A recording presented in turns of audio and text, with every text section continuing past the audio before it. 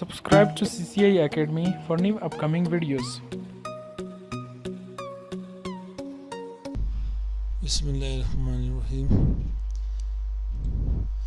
आज हम लोग सीसीने की टॉपिक पढ़ते हैं।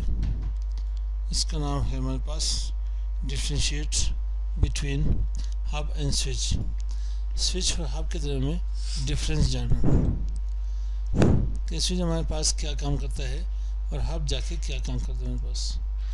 हम लोगों ने सीसीने में पढ़ना क्या है, हम लोग सीसीने राउटिंग स्विचिंग को जाके डिस्कस करते हैं, उन्हें पढ़ते हैं। मतलब राउटर्स और स्विचेस के बारे में जाकर हम लोगों को जानकारी ऐसी होनी चाहिए। तो सबसे पहले हमारे पास स्विच से पहले क्या होया करता था, हब्स होया करते थे। हब से पहले ब्रिजेस हमारे पास होया करते थे। ब्रिज दो नोड्स को जाके कनेक्ट कर लेते थे, दो पॉइंट्स को कनेक्ट कर लेते थे, दो लाइन को जाके कनेक्ट कर लेते थे, दो से तीन भी जाके हो सकते थे। ठीक, इसमें से पोर्ट्स दो आते थे या तो तीन आ जाते थे के पास। उसके बाद हमारे पास हब और स्विच में डिफरेंस क्या है, दोनों हमारे पास मल्टी नोड्स को कनेक्ट करने के लिए काम आते हैं। मल्टी पॉइंट्स को कनेक्ट के लिए क्या होता है हमें मल्टी पॉइंट्स, मतलब मल्टी पॉइंट से मतलब multi nodes, multi end user, multi work station, multi clients, multi computers को जाके कनेक्ट करना हो एक सेंट्रलाइज डिवाइस के साथ। सेंट्रलाइज डिवाइस हमारे पास हब हो या स्विच हो। हब और स्विच में यहाँ पे डिफरेंस है क्या, फ़र्क है क्या इनमें? फ़र्क सिर्फ ये है कि हमारे पास OSI रेफरेंस मॉडल होती है। OSI रेफरेंस मॉडल में फर्स्ट लेयर को फिजिकल लेयर कहते हैं, सेकंड को डेटा लिंक लेयर कहते हैं, थर्ड को नेटवर्क लेयर कहते हैं, फोर्थ को ट्रांसपोर्ट लेयर कहते हैं, फिफ्थ को क्या कहते हैं सेशन लेयर कहते हैं, सिक्स लेयर को जाके प्रेजेंटेशन लेयर कहते हैं, सेवन्थ लेयर को एप्लीकेशन लेयर कहते हैं। और जो हम लोग इसके ऊपर काम करते हैं, जो हम उसके यहाँ पे रेफरेंस वहाँ पे वो करते हैं देते हैं, तो हम लोग एप्लीकेशन लेयर से यहाँ पे बात करते हैं इसके ऊपर, 7 लेयर से। फ्रॉम बॉटम टू टॉप की तरफ जाना चाहते हैं, वैसे तो हमारे पास 7 टॉप में आ रहे हैं। वैसे लेयर जो हमारे पास लेयर 1 स्टार्ट हो रही है वो फ्रॉम बॉटम से स्टार्ट हो रही है, फ्रॉम बॉटम टू टॉप, और 7 लेयर हमारे पास टॉप में ही रहते हैं वहाँ पे। तो इस बात हमारे पास हब और स्विच। हब जो हमारे पास लेयर 1 की डिवाइस है, किस चीज़ की, लेयर 1 की डिवाइस है, और स्विच हमारे पास लेयर 2 की डिवाइस है।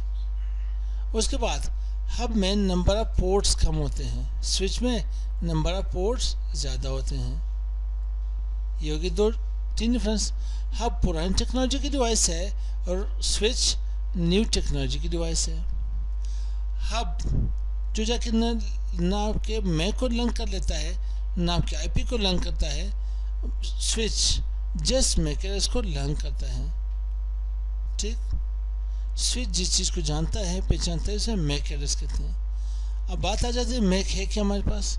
मैक के बारे में हम लोगों ने एक और वीडियो वहाँ पे की बनाई थी मेरे ख्याल से, कि मैक के ऊपर मैक एड्रेस है क्या, मीडिया एक्सेस कंट्रोल, या ना हो तो इसको भी जाके डिस्कस कर लेंगे।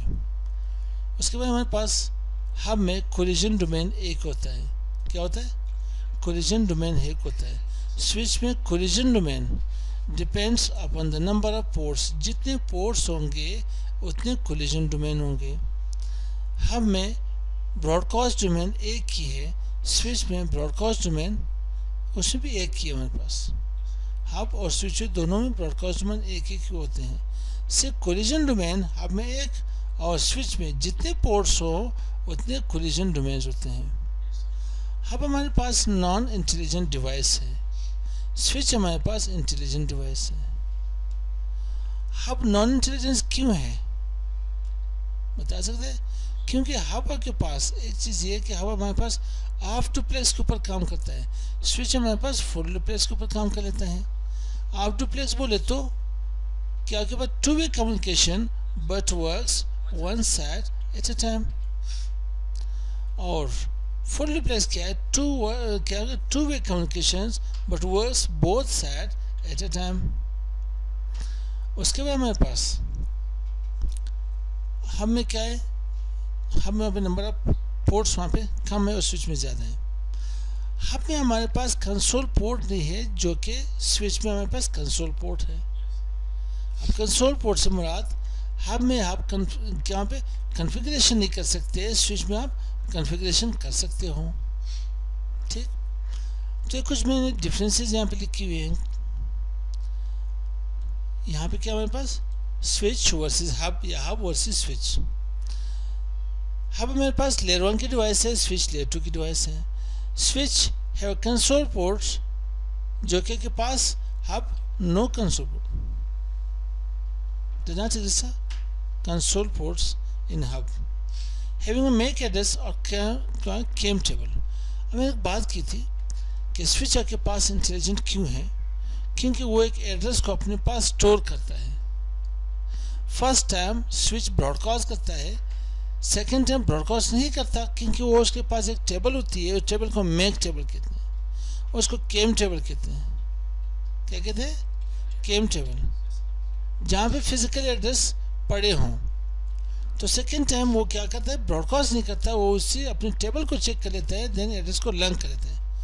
फर्स्ट टाइम किसी दोस्त के यहाँ जा रहे हो, उसके घर पे दावत है, तो उसका घर देखा ही नहीं अपने। अब अब्दुल्ला ने जाके दावत की है कि भाई 9 फेज़ 2 में मेरा घर है, आप आ जाएँ। यहाँ से आसिफ भाई और रोहिदास भाई यहाँ से जा रहे दावत के लिए, आप ब्रॉडकास्ट कर रहे हैं। मंदो के गली नंबर 1 से लेकर के 2 से लेकर के 3 से लेकर घूमते घूमते भाई ब्रॉडकास्ट करते 2 से 3 घंटे लग जाएंगे, देन जाके उसको एड्रेस मिल जाता है। फर्स्ट टाइम उन्होंने ब्रॉडकास्ट की, सेकेंड टाइम क्या हुआ, आप लोगों के दिमाग में, आप लोगों के मेक टेबल में वो एड्रेस जो मेक टेबल, इसका घर का एड्रेस, मेक एड्रेस, वो आपके पास स्टोर हुआ। सेकेंड टाइम तो ब्रॉडकास्ट नहीं करोगे, या करोगे तब करोगे जब आप लोग गजनी बनोगे, दिमाग काम ना, ठीक है। तो उसके लिए डॉक्टर गुलाम रसूल के पास जाए या सलीम बड़े साहब के पास जाए, ठीक है भाई। जो कि हब में कोई ऐसी कैपेबिलिटी नहीं है, हब में ये एबिलिटी है नहीं टू लर्न आईपी और मेक, ये आईपी और मेक को लर्न नहीं कर सकता। आते हैं यहाँ पे कोलिजन डोमेन। अब क्या हुआ, हब में हमारे पास कोलिजन डोमेन 1 है और हमारे पास स्विच में क्या है, कोलिजन डोमेन्स।